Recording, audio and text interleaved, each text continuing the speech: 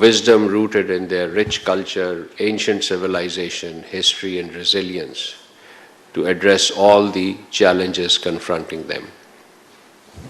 And just a subtext to this, let me add that you may recall that we had issued a press release on a travel advisory.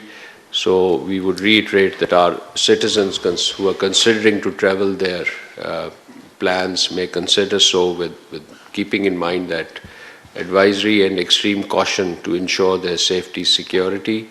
And in this regard, the travel advisory and the context number that we gave would be referred. Our embassy in Tehran, Ambassador Mudassar Tipu, and his team are working diligently to ensure that Pakistanis in Iran are well looked after.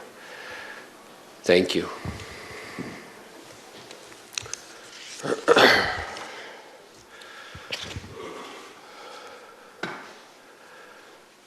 Ji Azaz Sayyid Sahab. Tahir Sahab, within last 24 hours, American government has suspended the immigration visa processes of 75 countries, including Pakistan. We claim that we have very good ties with America, and our top personalities and prime minister have met with the American president. But this has happened. What is the background of it, and how you see this? At the same time, we have seen reports that India is not included in the list. Pakistan is in the list. Thank you. Yes, we have also seen these reports that basically it was a brief statement by the US State Department on their social media account about the internal review of processing immigrant visas, that they are in the process of that.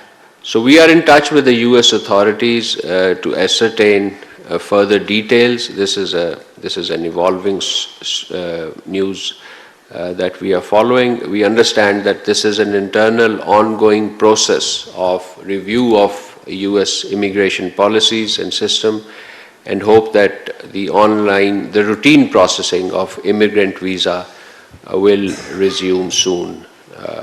Thank you. Ji.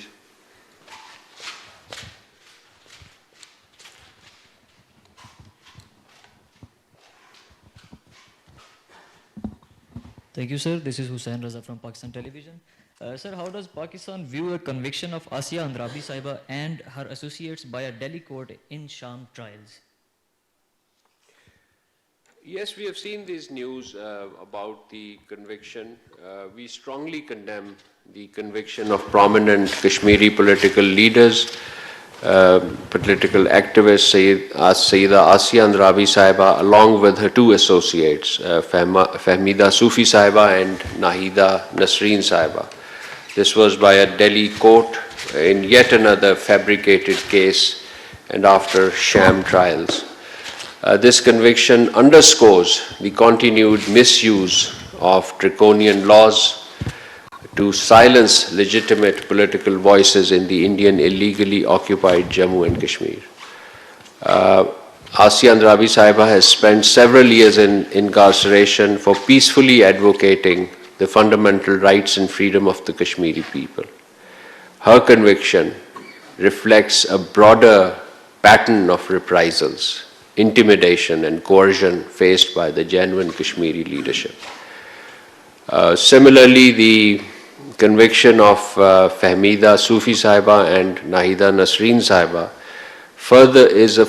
further evidences the consistent and systemic invocation of draconian laws provisions to criminalize legitimate Kashmiri leadership and advocacy for human rights and fundamental freedom.